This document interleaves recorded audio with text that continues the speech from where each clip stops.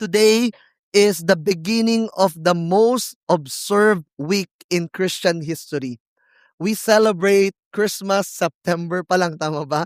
Pero alam niyo ba, if there's like important celebration in Christian history, that would be this week. And syempre po, ready na po tayong magbakasyon. Meron po bang mga team bahay lang po? Team bahay, yay! Mahal yung gasolina eh. Okay, dito lang po tayo. And we know this is Holy Week. And in Filipino, we call it mahal na araw. Bakit hindi banal na araw? Bakit hindi, 'di ba, Holy Week siya, bakit mahal na araw, hindi banal na araw? 'Pag sinabi mong mahal, sabi mo nga, mahal, iba sa atin, oil kaagad naiisip, hindi mo bilihin, okey. 'Pag sinabing mahal sa Tagalog, 'di ba, high value, to signify that these are sacred, beloved, and high value days dedicated to commemorating the passion, which is the suffering of Christ, the death of Christ, the burial and the resurrection of Christ. That's why starting today, kung alam niyo po or napansin niyo, we posted in our socials, we have Holy Week devotionals. You can do this with your family, with your loved ones. Hindi po natin kailangang ipako ulit sa krus, okay? Hindi niyo po kailangan maglakad hanggang Antipolo, okay? In your own place, in your homes, and also kung lalabas kayo as a family, you can also download this in our socials natin. I did it today, meron po tayo, it's a Palm Sunday, so we did it also, may devotional po yan. So every day until Resurrection Sunday, you can do it with your family, with your friends, or to you personally as well. And may we set aside not just this Holy Week, but may we live a holy life. So during Palm Sunday, ang tawag sa atin, linggo ng palaspas. Galing, oh, linggo ng palaspas. Buti po wala pong nagdala ng palaspas sa inyo, okay? Ah, yung iba, kailangan ba magdala? Okay lang po, hindi niyo na kailangan magdala. Linggo ng palaspas. During Palm Sunday, we remember the palm branches being waved and people shouts, Hosanna, which means a cry that originally means save us. Kaya usually, minsan, Hosanna in the highest. Because the crowds in Jerusalem had a specific idea of how they wanted to be saved.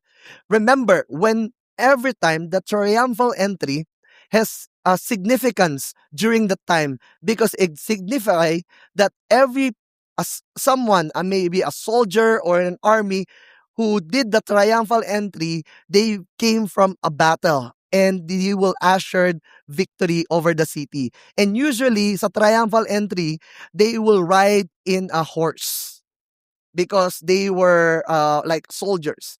Now Jesus, when he entered triumphal entry, he didn't ride a horse, he ride on a donkey. And people shouted still, they wave, and then later everything to the ground, and they waved their palm branches and said, Hosanna, save us. But their idea of saving is that they wanted Jesus to be a savior over what they want.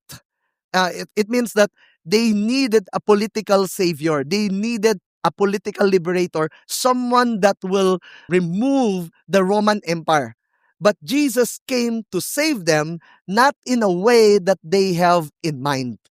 In 1 Corinthians 15, we could see that Paul reminds us that the good news isn't about political revolution. It is about spiritual resurrection that changes our past, our present, and even our future. What transpired 2,000 years ago has definitely a significant impact on our past, our present, and even our future. That cry, Hosanna, save us, is not just a cry 2,000 years ago, even the cry of people today. And may we be reminded from the writing of Apostle Paul that Jesus has the final say. Death has not the final say. Sin, anxiety has not the final say. Wars over nation has not the final say. It's Christ's resurrection. And that's why we welcome you to our new series entitled The Final Say. Jesus and his resurrection has the final say in our lies. We will come for the next 5 weeks, starting today, in one chapter alone in 1 Corinthians 15. That the resurrection of Christ is our foundation. Next week, our hope. Next week pala, our victory. Kaya po next week po, it's a great celebration. The Resurrection Sunday. Sorry po, wala pong Easter egg. Okay? The Resurrection Sunday, kung gaano po natin pine-prepare at sineselebrate yung Christmas, mas iba po yung significance ng resurrection. Okay? Kung meron po tayo dapat, ano yun, uh, to celebrate, that's the Resurrection Sunday. And next week, we will learn more about the Christ resurrection. So the gospel, the resurrection of Christ, our foundation today. Next week, our victory. Third week, our hope. Fourth week, it's our purpose. And then the last week of that would be, because of Christ's resurrection, we have destiny, our destination in life. So open your Bibles with me as we go to Act 1 Corinthians 15 and talk about our foundation, which is the gospel and Christ's resurrection. Open your Bibles with me in 1 Corinthians 15. Can I invite everyone, even in our cinema tree, to all stand in reverence to the Word of God? 1 Corinthians 15. You can pull out your phone or your tablets. 1 Corinthians 15. After po siya ng 1 Corinthians. Martin, galing, no? Okay. 15. This is Paul's writing to the church in Corinth, to the believers, and reminding again about the supremacy of Christ's resurrection. Let me just read. Verse 1 to 11. Now I would remind you, brothers, of the gospel I preached to you, which you received, in which you stand, and by which you are being saved, if you hold fast to the word I preached to you, unless you believe in vain. For I delivered to you as of first importance what I also received, that Christ died for our sins in accordance with the scriptures, that he was buried, that he was raised on the third day in accordance with the scriptures, and that he appeared to Cephas, then to the 12, then he appeared to more than 500 brothers at one time, most of whom are still alive, though some have fallen asleep. Then he appeared to James, then to all the apostles. Last of all, as to one untimely born, he appeared also to me. For I am the least of the apostles. I'm worthy to be called an apostle because I persecuted the church of God. But by the grace of God, I am what I am, and his grace toward me was not in vain. On the contrary, I work harder than any of them, though it was not I, but the grace of God that is with me. Whether then it was I or they, so we preach and so you believe. Let us pray. Father, we thank you for your word. We hold fast, God, to your word, not just to the written word, but to the living word. In a world that's full of uncertainty, you, Christ, your death, burial, and resurrection is certain, and we can hold dearly. So, Lord, today, bless the preaching of your word. May this week, as we usher the and remember what transpired 2,000 years, Lord, let us remember, reevaluate, and reflect the significance of your death, burial, and resurrection. Bless the preaching of your word in Jesus' name. Amen and amen. You can all be seated. So, Paul is writing this letter in response to a report from Chloe's people about problems in the Corinthians or Corinthian church. You can find that in 1 Corinthians 1 verse 11. He was writing this in response to what they're going through and in response to their specific need during that time. Now, Corinth was a city of intellectual pride. Sasabihin ko sana may intellectual pride pala to, okay? Intellectual pride and pluralism. Ibig sabihin po nun, mixing of different ideologies. So, on top of many issues they were facing, such as division, kaya po dito mo makikita yung one body and many parts, and such as sexual immorality, lawsuits, and abuse of spiritual gifts. Sounds familiar, right? The issues of the church during that time, it's still many of the issues of the church even today. But among you here, you believe in the Word of God. Yes. You know, one of the things that I believe the Word of God is not just, how many of you know that the Word of God contains good promises and good things, right? Right?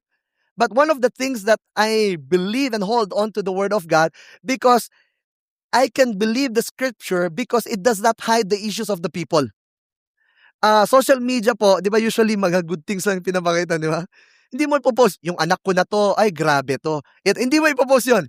But gano'n yung word ni God po. It shows the reality and depravity of man and magnifies the amazing grace of God.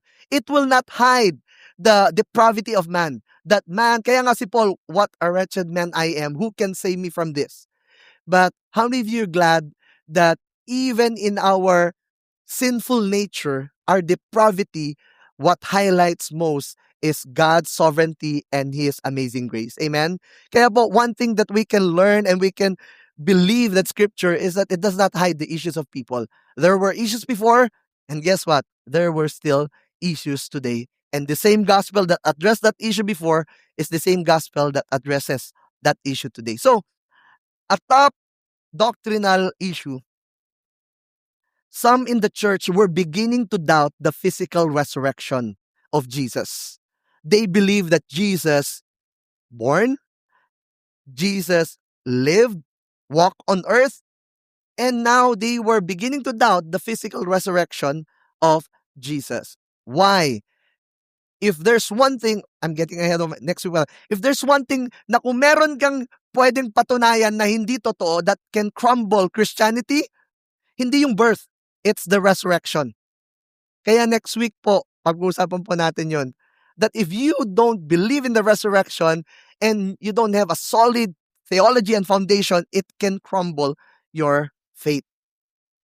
A top doctrinal about the beginning to doubt physical resurrection of Jesus. And this comes from a Greek philosophy that a belief that the soul is good, but the body is inferior or corrupt. So it's either you are, tawag dito, tri tricipart or dichotomy, or it means, do you believe in body, spirit, and soul slash yon, or do you believe in body, spirit, and soul? Wala po yun, hindi po yun essential sa salvation nyo, okay? So for them, they believe, how many of you here know that our spirit is important? Our soul, kaya may soul care, anxiety is real, depression is real, and that's why we need to take care of not just our body but our soul. But for them, spirit, soul is important, but body, it's para siyang it will just decay, hindi siya important. May implication yun po sa kanila. Because now that this body is not important, you can do whatever this body wants.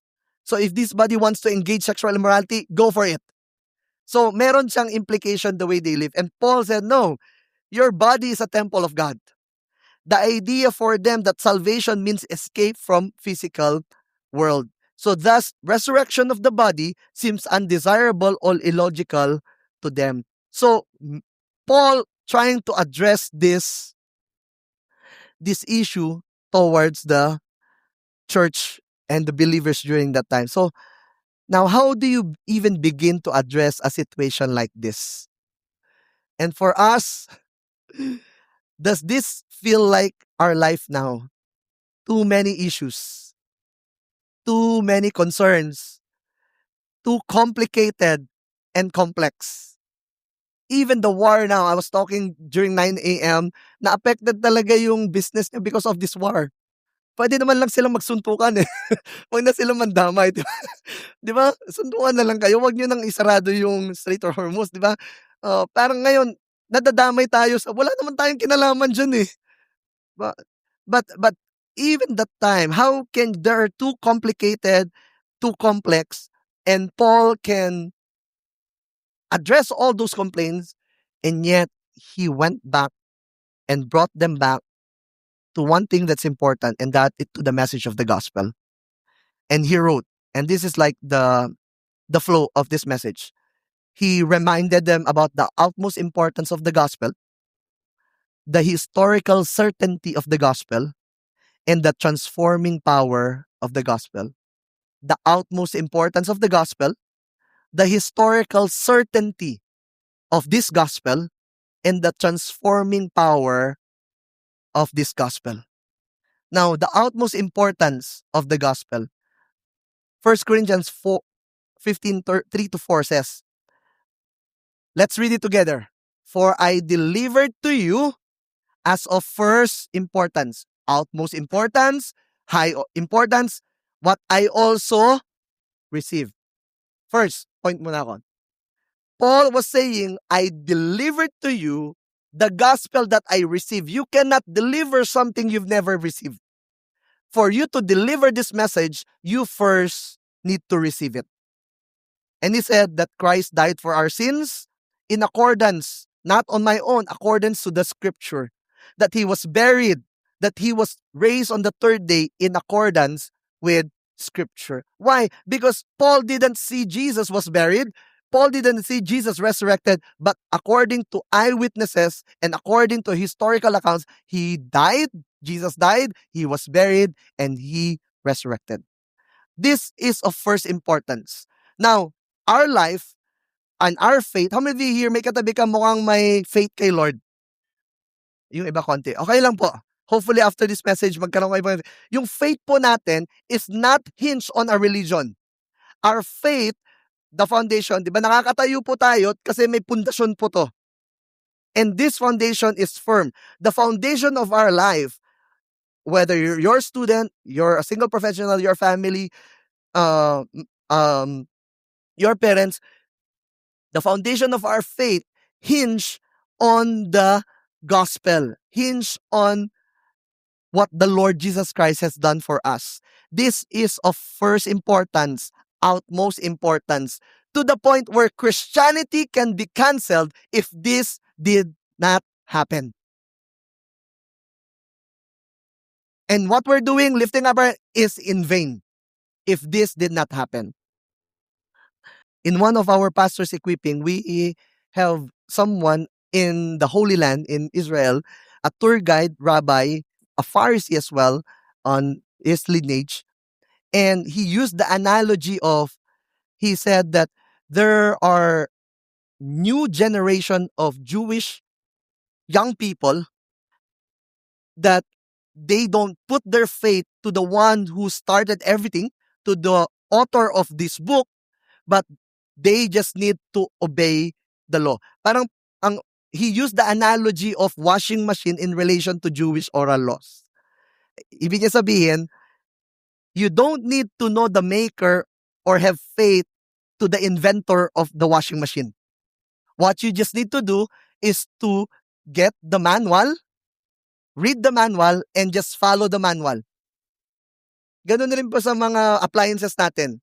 Diba? Pag bumili ka ng appliance, appliance, hindi mo kailangan, I have faith to the one who created. Hindi mo kailangan ng faith dun sa taong gumawa nun. Hindi mo kailangan malaman kung sinong gumawa nun. Kailangan mo lang malaman, ay, nasan yung instruction, nasan yung manual, and then yun yung. So, next generation, he said, they preserve a movement but lost their Christianity or their faith. They miss out the very essence why we have this Bible in the first place. The Bible is not just for us to have something to store in mind. The Bible will point us to the person, not just to the written word, but to the living word. We can pass on good traditions, nice teachings, excellent manuals, excellent events like Go 2026, come on, like campus conference, we can pass on, and yet we can miss the point. Pastor Steve, in his book, 100 Years From Now, what would our church be 100 years from now? Victory, we're just 42 years pa lang po yung victory. But 100 years from now, what would be our church look like? I hope that we will not be known for our excellent events. I hope that we will not be known of people meeting as in a cinema. I hope that we will be people that will be sold out with the gospel proclamation and gospel believing church. And he said in his book, we want to pass on the gospel, not the tradition, not the religious activities. Have you know what really matters? Church attendance. How many of you know going to church is good? Ay, wala po. Okay, going to church. Even po yung overflow, okay, going to church, still good. How many of you know worshiping God through songs is good? Thank you to our music team. Faithful tithing is good. Ay, parang bumaba pa. Amen. Obedience to God. Praying. How many of you know praying is good? Bible reading is good. Ito yung Santa Mesa, di pwedeng mawala. Eating together. Yes! Amen, di ba? Yung iba nag-order na eh. Paglabas, meron ng pagkain. All of these are good, but if it doesn't have the utmost importance, it is the message of the gospel. Say with me, the gospel. And that's why Paul said the gospel is good news. For us to understand the good news, there was a real bad news. And in that verse, he said that Christ died for our sins. This week alone, we will see more people who will walk, who will penitensya, who will make a sacrifice. And if you ask them, and there are many interviews, pag tinanong, bakit niyo po ginagawa yan? Alam ko naman na hindi ito matatanggal lahat ng kasalanan ko, pero at least somehow, makakabawas sa kasalanan ko. Paul said, Christ died for our sins. Mga kapatid, this week hindi nyo po kailangan mag-sacrifice. Jesus already paid the sacrifice, the ultimate sacrifice once and for all. Amen? Palakpan naman natin si Lord. Actually po, the more we make a sacrifice para mabawasan yung kasalanan natin, we are not making favor to God. We are giving, parang it is an insult to God. Na, Lord, gagawin ko to para lang, Lord, mabawasan. Parang si Lord, gustong sabihin na, so hindi pa sapat yung ginawa. Kulang pa pala. Sino pa gusto mo ipadala ko? Di ba? Hindi lang, di ba, Jesus, di ba, Jesus, the begotten na nga yun eh. Joke po yun, okay? But Jesus alone is enough. He is enough. And every time the works mentality kick in, we do devotional not for our sins to be washed away, because the blood of Christ already washed it away. His sacrifice already paid it all. And here's the bad news. If you are driving, ramdam nyo po ngayon yung taas ng gasolina. Tama ba? Pag sinabi ko po ngayon, mga kapatid, yung diesel, 20 pesos na lang per liter. Ganyan po yung reaction ng iba. Yung iba masaya, yung iba hindi. Kung hindi po kayo affected, basta ako maglalakad ako, hindi po good news sa inyo ito. Pero kung ikaw nakadepende yung petroleum, yung mga electricity, nakadepende sa work mo, sa business mo, how many of you know, this is good news? Good news yun. Ganun rin yung message. The message gospel will not be good news for us if we don't know that we are in a bad state. When we know our state before God, that the trajectory of our life, it's eternal death, eternal separation from God, the gospel message will never be a good news for us. I remember, one-to-one ko, tinanong sa akin, di ba, nagkita kayo ni Lord, nagkita, di ba? Ibig sabihin, patay na raw ako. Kita ko nila, sabi niya, ano yung assurance mo, bakit kita papapasukin sa kingdom ko? Sinabi ko, di ba, sabi ko, nag-church kasi ako, ang dami ko, mabait po akong bata. Parang di kayo naniniwala. Tama, di ba? Hindi ako yung drug addict ako, hindi ako ganun. Mabait ako, nag-church ako, ano. And then sabi niya sa akin, hindi ka mapapasukin nila. Sabi, hindi ako natuwa, nainis ako at na-insult ako. Okay? Kasi yung gospel po, hindi ka po matutuwa. It will be an insult and it will be an in your face to our spiritual pride. Because as human being, we tend to, Lord, ako na bahala dyan, Lord. But when you come before God and say, actually, hindi sapat yan. Talaga, Lord? And that's why it should be the foundation.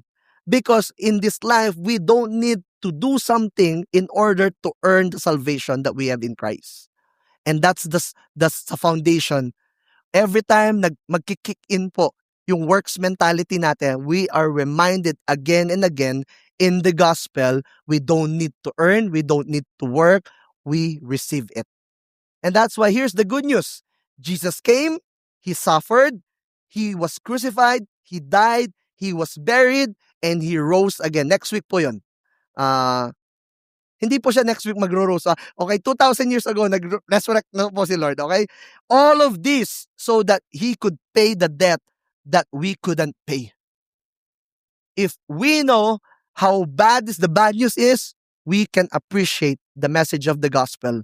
It is the good news. How many parents here? Parents, like me, I love my kids going to church. Pero sana hindi lang ang idea ay church attendance. It should not be a borrowed faith. Not just because their parents are ministers, pastors, it doesn't mean, di ba? Tayo po, pag pumasok tayo, wala po akong pinopromote sa McDo or Jollibee. Paglabas po ba natin, french fries or burger na tayo? Hindi po. Ganun rin. Not just because you attend church, it doesn't mean paglabas mo, you are a believer of Christ. That's why we need to continue to preach the gospel to them and preach the gospel to us. Our faith is hinged on a resurrected Savior, not a dead one. And all God's people say, Amen. Because the last time I checked, my God is not dead. He is alive. He is ruling and reigning the earth. And what we have is not just a religion, but a relationship. So every issue we face, the filter is, how is my relationship with Christ prioritized here? How do I respond in light of what Christ has done for me? Chris mentioned a while ago, when we know that we are secured in Christ, we know that this life here on earth is just temporary. We know that even our eternity is secured before God. Let me say, the gospel is not just the entry point, it is the foundation we stand on daily.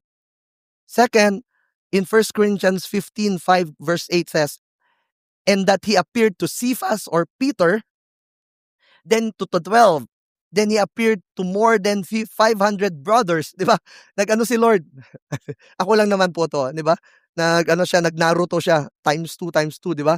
Dumami si Lord. Hindi naman siya dumami. Depende na lang po. Paano yun, di ba? 500 in different places. Nakita nila si Lord. Ano ba yun? Meron, akala nung iba, parang meron bang malaking projector? But God is omnipresent. He said at one time, most of whom are still alive, though some have fallen asleep. Then He appeared to James, then to the apostles. Last of all, as to one untimely born, He appeared also to me. What was Paul was saying here? Jesus historically appeared. Jesus died and Jesus resurrected. And Paul lists eyewitnesses. Ibig sabihin po ng eyewitness account, people who were there, people who experienced that.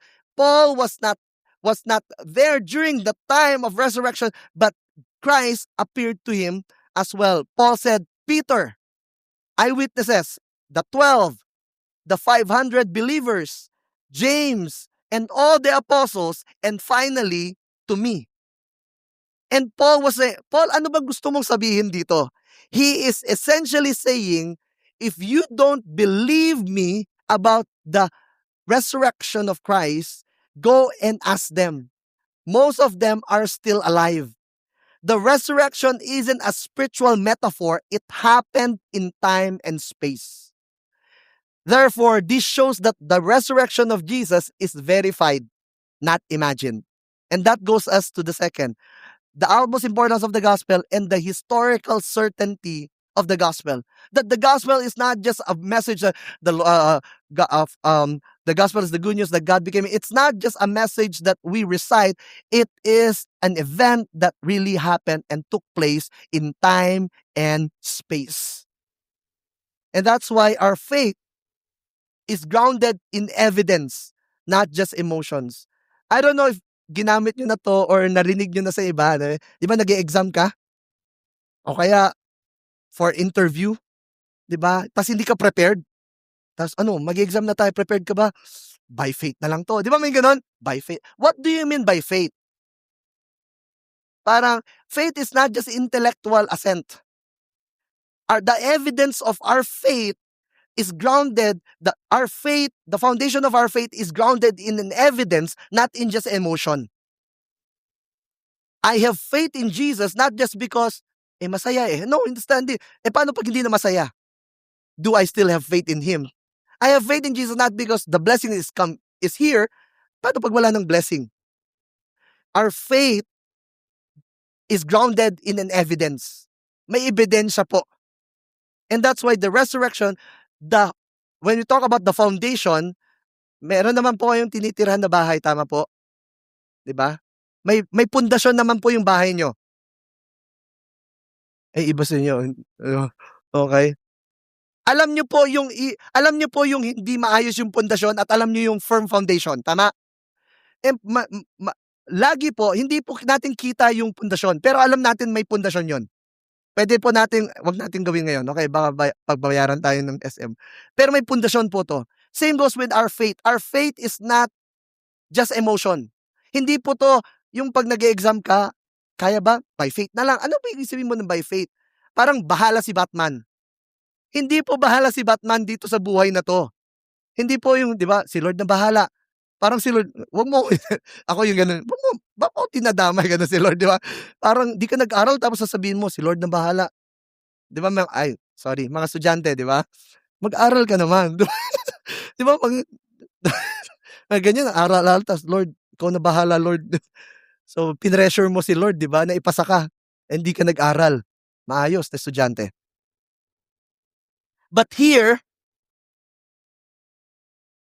when we look at the original disciples, for them, there's no need to stay in the faith because the founder is gone.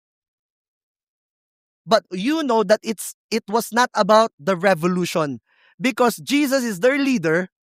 Hindi ito dahil wala na si Jesus, palitan na lang natin, o ikaw na Peter, o hindi po siya pinalitan lang. Because they did not appoint another Messiah. It could have been James, the half-brother of Jesus. But it was not a revolution. They saw Him. He walked with Him. And that's the rest of history. That's why when you look at church history, the gospel is not just a good news. It happened. The message of the gospel, there was a historical account, the first archbishop during that time, and even people not just in the church, but even outside the church, people heard and people knew that someone was brought from dead to life. It was not just Lazarus. It was Christ Himself. May mga kilala po ba kayong, ang tawag nila dito, gullible? Yung madaling maniwala? Ay, hindi. Okay. Okay, yung mamaya, lilibre kita ng lunch. Parang, talaga, pati dinner. O, talaga. Wow. Actually, itong buong week, di ba? May kilala kang gullible, di ba? Parang talaga. Tapos pinagmalagay mo, tililibre niya ako. Tapos sabi mo, tignan mo siya, oh. Pero may kakilala rin kayo, ang hirap maniwala ka agad. Di ba? Alam mo, ililibre ka. Pakita mo muna. Ay, may mga ganon, di ba? Alam mo ba, ito na, pakita mo nga. If there are people na mahirap maniwala, una si Paul yun. Paul is not the type of person who stays in a belief unless he is 100% sure it is real. Same with James. Nako, ito si James, half-brother of Jesus. Imagine mo, sabay kayo lumaki, tapos sasabihin ni Jesus sa'yo, I am the Messiah. Parang, tapos sasabihin niya rin, ako rin. Di ba? Di ba? Imagine mo, kasabay tayo maglaro, kasabay tayo. Kaya, even until the end, possible na di mo masyado naririnig si James eh. Pero alam mo yung, sige na, alam mo yung, sige na nga, maniwala na muna tayo. Parang ganun. Pero something happened into the resurrection that it had a revelation for him that he truly is the Son of God. And to top that, he wrote a book, the book of James.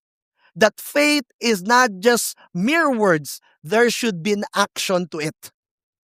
Because someone who definitely experienced the resurrection of Christ, that historical, na totoo talaga na nangyari, definitely made an impact to him.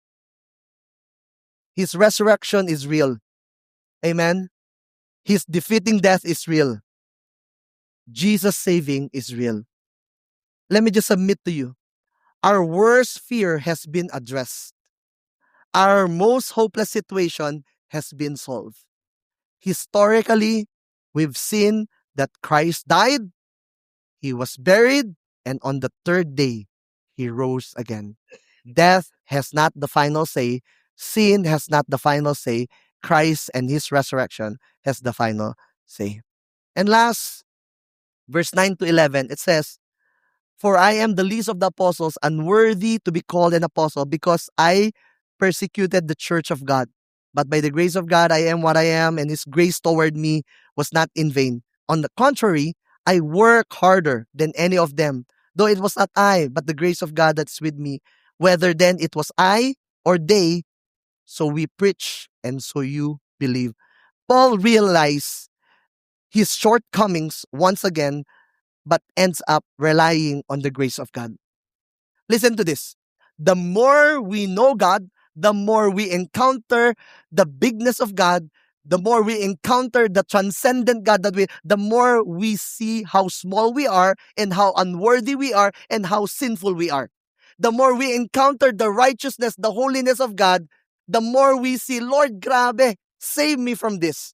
Lord, be merciful. Lord, be gracious to me. And that's why Paul was so overwhelmed when he encountered. Paul, para siyang tinamaan ng gospel and ng holiness ni Lord, yung intellectual pride ni Paul. And not just his intellectual pride, and even his spiritual pride. And even today, many of us, the gospel is not just the entry point. The gospel is something that we stand on every day. And we preach the gospel every day. Where we are today, minsan 'di ba may testimony ka, 'di ba? Grabe, papatotoo lang ako sa ginawa nila. And then mag-e-end up yung testimony about, so ikaw na. Ikaw na yung magaling, 'di ba ganon? Parang 'di ba dapat ang testimony hindi ikaw yung highlight.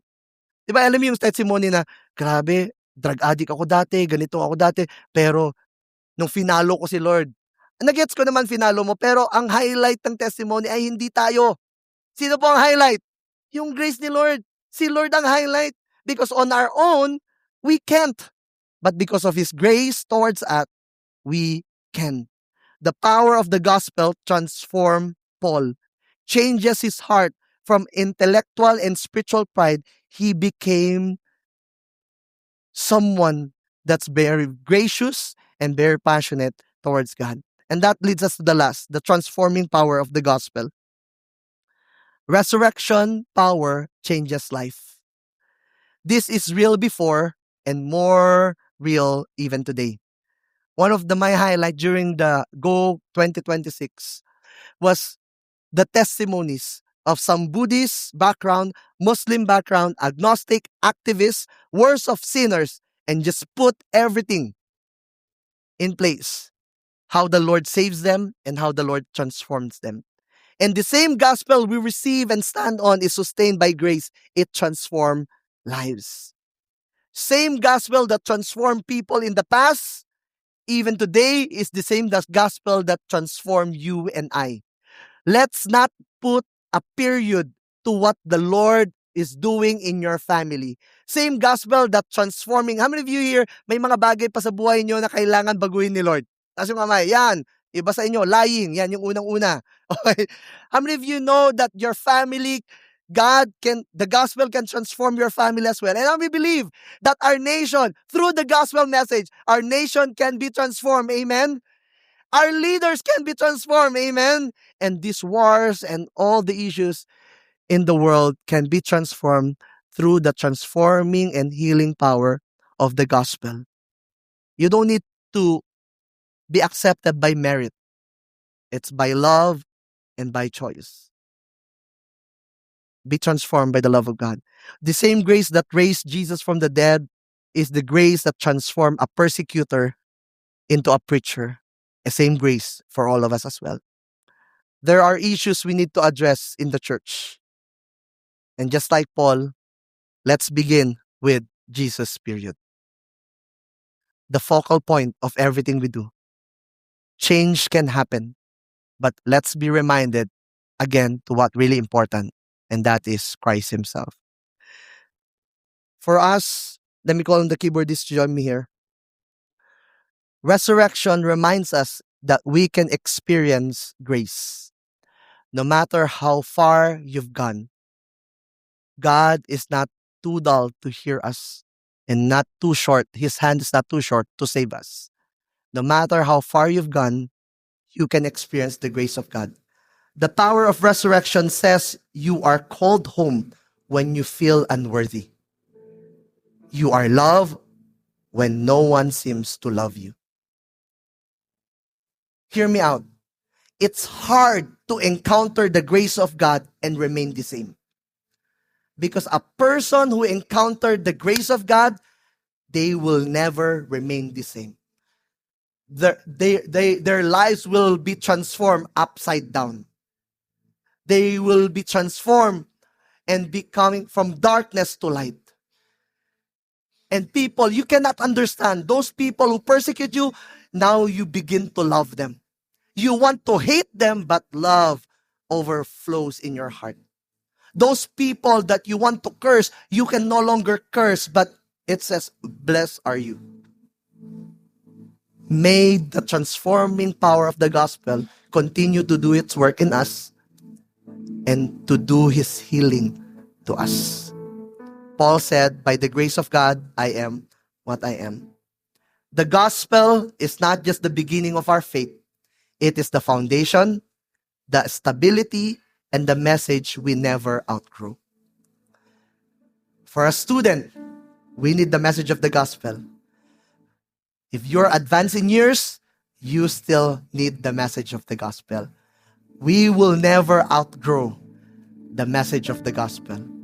It's not just the entry point for our salvation, but it's the foundation of our faith. The gospel is not just the entry point, it is the foundation we stand on daily. Let me go back to the Palm Sunday. People were shouting. What they shout? Hosanna, save us. They were crying out, Hosanna, save us. And Jesus heard them. And He came, not to conquer lands, but to conquer hearts. He came not to conquer by force, but to give His life on the cross to save us. He came to save them, not the kind of savior that they have, a political savior, but He came to save them from our greatest enemy, which is sin and death. To many of us, your Savior, my Savior, already came. He died, He was buried, and on the third day He rose again. He heard your cry. He heard my cry. And He came and continued to save us. To wrap up my message, let me say, Jesus came to save us from our sins and transform us into His likeness. And this is the foundation of our faith, the message of the gospel. He came to save our sins and transform us into His likeness. How do we respond then to this truth? 1 Corinthians 15 verse 1 to 2 says, now I would remind you, brothers, including sisters, of the gospel I preached to you, which you received, in which you stand, and by which you are being saved, if you hold fast to the word I preached to you, unless you believe in vain. How do we respond? Receive it. Receive the message of the gospel. Later, I'll give some of you opportunity to receive the gospel. For those of you who receive the gospel, stand on it. It's your firm foundation. And hold fast to it. Because we have an enemy who wants to steal, kill, and destroy. But thanks be to God, victory is ours and grace is real. Amen? Just give a round of applause to God in His goodness.